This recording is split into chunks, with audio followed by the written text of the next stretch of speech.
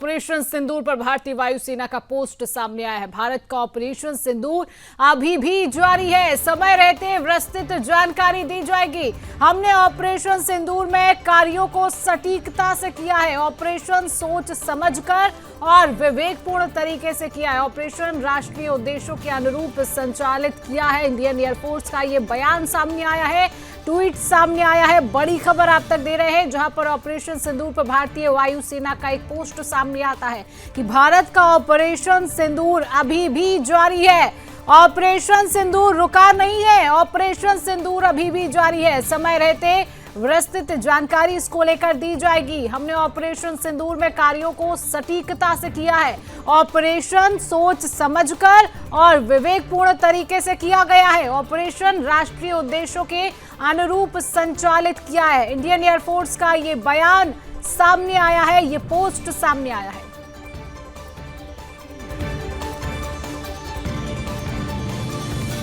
लगातार बड़ी खबर आप तक दे रहे हैं। समय रहते ऑपरेशन सिंदूर को लेकर विस्तृत जानकारी दी जाएगी। जिनके मन में शंका है, जिनको लग रहा है कि ये युद्ध खत्म हो चुका है, ये ऑपरेशन सिंदूर खत्म हो चुका है, इसको लेकर जो है एक पोस्ट सामने आता है इंडियन एयरफोर्स का, और इस पोस्ट में रहता है कि ऑपरेशन सिंदूर अभी भी जारी है। ऑपरेशन सिंदूर खत्म नहीं हुआ है। भारत का ऑपरेशन सिंदूर अभी भी जारी है। समय रहते ऑपरेशन सिंदूर को लेकर और आगे विस्तृत जानकारी दी जाएगी। हमने ऑपरेशन सिंदूर में कार्यों को सटीकता से किया है। ये बड़ा पोस्ट इंडियन एयरफोर्स की तरफ से सामने आया है। और अब बात करेंगे अगली बड़ी खबर की। पी चिदंबरम ने पीएम की युद्ध नीति की तारीफ की है। भारत का जवाब बुद्धिमत्तापूर्ण और संतुलित रहा है। सरकार ने एक बड़ा युद्ध टाल दिया। पी चिदंबरम का बयान है, सीमित सैन्य कार्रवाई का रास्ता चुनकर युद्ध टाल दिया है। बड़ी खबर आप तक दे रहे हैं। पी चिदंबरम ने पीएम की युद्ध नीति की तारीफ की है और भारत का जवाब बहुत ही बुद्धिमत्तापूर्ण और संतुलित रहा है। सरकार ने एक बड़ा युद्ध टाल दिया है, सीमित सैन्य कार्रवाई का रास्ता चुनकर युद्ध टाल दिया है। बड़ी खबर आप तक दे रहे हैं। भारत का जवाब बुद्धिमत्तापूर्ण और संतुलित रहा है। सरकार ने एक बड़ा युद्ध टाल दिया। और अब बात होगी अगली बड़ी खबर की। राहुल गांधी ने पीएम मोदी को चिट्ठी लिखी है। राहुल ने संसद का विशेष सत्र बुलाने की मांग की है। पहलगाम और ऑपरेशन सिंदूर पर चर्चा जरूरी है। राहुल गांधी ने ये कहा है, पीएम को चिट्ठी लिखी है। सीज फायर का ऐलान सबसे पहले ट्रंप ने किया। राहुल गांधी का ये बयान सामने आया है। जो पीएम मोदी को चिट्ठी लिख रही हैं राहुल गांधी और संसद का विशेष सत्र बुलाने की मांग कर रही है। पहलगाम और ऑपरेशन सिंदूर पर चर्चा जरूरी है, राहुल गांधी कह रही हैं। सीज फायर का ऐलान सबसे पहले ट्रंप ने किया है। राहुल गांधी का ये बयान सामने आया है। लगातार बड़ी खबर है। राहुल गांधी ने प्रधानमंत्री नरेंद्र मोदी को चिट्ठी लिखी है और संसद का विशेष सत्र बुलाने की राहुल गांधी ने मांग की है। उन्होंने कहा है कि सीज फायर का ऐलान सबसे पहले ट्रंप ने किया है। संसद का विशेष सत्र बुलाया जाए और ऑपरेशन सिंदूर और पहलगाम को लेकर चर्चा की जाए। बड़ी खबर आप तक दे रहे हैं।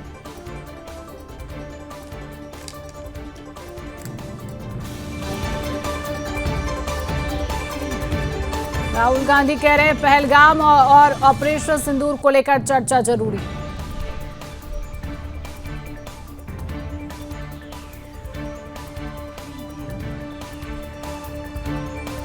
तो राहुल गांधी ने देश के प्रधानमंत्री नरेंद्र मोदी को चिट्ठी लिखी है। राहुल ने संसद का विशेष सत्र बुलाने की मांग की है और उन्होंने कहा है कि जब सीज फायर का ऐलान किया गया तो ये ऐलान सबसे पहले ट्रंप की तरफ से किया गया है। यानी कि विपक्ष चाह रहा है कि पहलगाम और ऑपरेशन सिंदूर पर विस्तृत चर्चा की जाए, संसद का सत्र बुलाया जाए। और संसद का सत्र बुलाने के लिए राहुल गांधी ने प्रधानमंत्री नरेंद्र मोदी को चिट्ठी भी लिखी है और उस चिट्ठी में उन्होंने लिखा है कि संसद का सत्र बुलाया जाए। संसद का विशेष सत्र बुलाने की मांग राहुल गांधी कर रही है। पहलगाम और ऑपरेशन सिंदूर पर चर्चा जरूरी है, राहुल गांधी ने कहा है, क्योंकि 22 अप्रैल को पहलगाम पर जो हमला हुआ उसके बाद से भारत ने पाकिस्तान के खिलाफ जिस तरीके से कड़ा एक्शन लिया है, पूरा विपक्ष एक साथ नजर आया।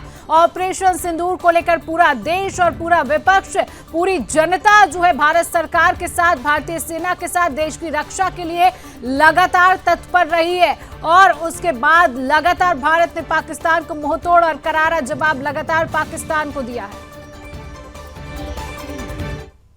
प्रधानमंत्री नरेंद्र मोदी ने दिल्ली स्थित 7 लोक कल्याण मार्ग पर एक उच्च स्तरीय सुरक्षा बैठक की अध्यक्षता की है। बैठक में रक्षा मंत्री राजनाथ सिंह, विदेश मंत्री doctor S Jaishankar, NSA Ajit Doval, CDS, तीनों सेनाओं के प्रमुख मौजूद रहे हैं। बैठक में सीमा सुरक्षा, क्षेत्रीय तनाव और रणनीतिक पर चर्चा की गई है।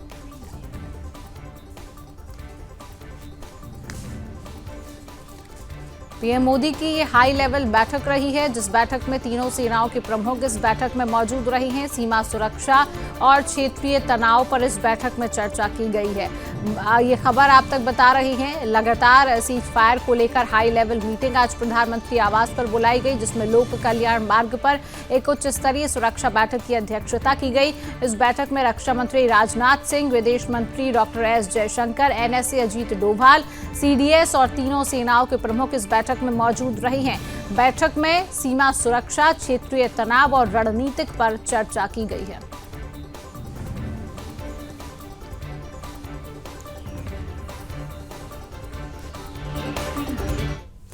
राजस्थान की उप मुख्यमंत्री दिया कुमारी ने प्रधानमंत्री मोदी की पाकिस्तान को दिए गए जवाब की खुलकर सराहना की है। उन्होंने कहा, मैं प्रधानमंत्री को धन्यवाद देना चाहूंगी। उन्होंने पाकिस्तान को जिस तरह से जवाब दिया है वो काबिल तारीफ है। दिया कुमारी ने कहा कि पीएम मोदी ने हालात को बहुत बढ़िया तरीके से संभाला और पूरे देश को उन पर भरोसा है। अजमेर राजस्थान उप मुख्यमंत्री दिया कुमारी का एक बड़ा बयान सामने आया है।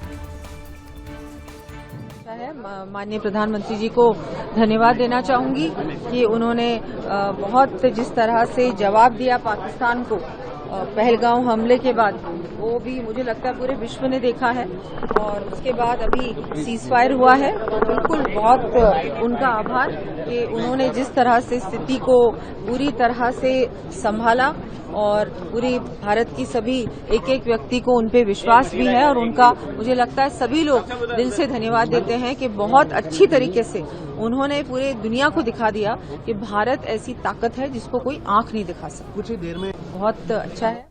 गुना में कांग्रेस नेता दिग्विजय सिंह ने एक बड़ा बयान देते हुए कहा कि हर समस्या का हल बातचीत से होता है, युद्ध हमेशा आखिरी विकल्प होना चाहिए। हालांकि उन्होंने पाकिस्तान पर कड़ा हमला करते हुए कहा कि पाकिस्तान अब आतंकवादियों का गढ़ बन चुका है। वहां की सरकार खुद आतंकियों को प्रशिक्षण देती है और उन्हें बढ़ावा देती है। दिग्विजय सिंह ने साफ कहा कि भारत को सतर्क रहना चाहिए, क्योंकि पाकिस्तान की नीति शांति नहीं, साजिश है।